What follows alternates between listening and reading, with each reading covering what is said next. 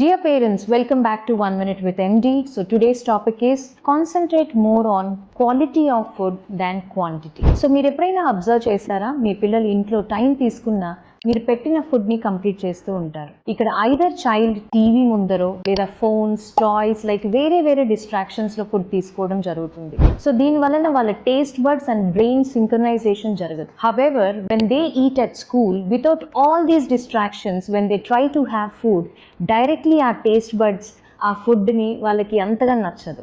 So దీనివలన మన teachers really struggle with 14 to 15 children in the classroom. So as per the international standards, 500 to 700 ml for 6 to 7 hours of schooling hours కి సరిపోతుంది.